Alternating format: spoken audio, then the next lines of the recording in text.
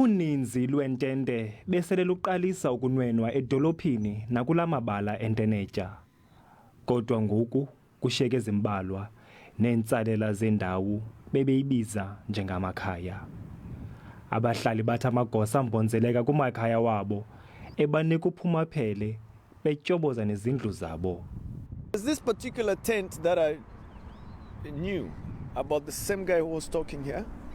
I knew because he does a lot of fine art, you know, like very expensive art. So I asked one of them, please don't touch it. Then when people saw that, then that's when they were like, you know, why are you leaving that tent? Why are you leaving? Why is it so special? It can't be so special. There was a lot of commotion here. My MacBook went missing from the tent. They think that street guys don't have valuable. They are telling a lie. If I didn't take this one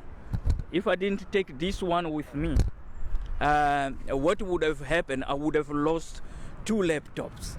Sixeko sithi aba bahlali benza izenzo zolwaphulo mthetho. Koko kunyanzelekile ukuba bakhuphe ukukhusela abanye abahlali kule ngingqi.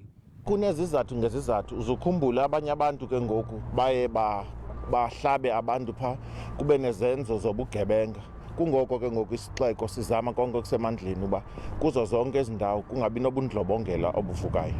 Ezinye impahla zibuyisiwe kodwa kwathiwa mabongokhi. Esi isisivumelwano phakathi kwala maqela njengesesombululo sethutyana. They deprived 21 of our clients of their homes and other personal possessions like ID documents, asylum seeker permits, clothes, food, blankets. Lenyewe ezokuchotshelwa kwinkqubo yesiqhelo phambi kukaMantyi uLeroux kwiinkundla zamatyala eziphakamileyo ngolwesihlanu. Thule Joka, kwindaba ze-SABC, ndisesiPoint eKapa.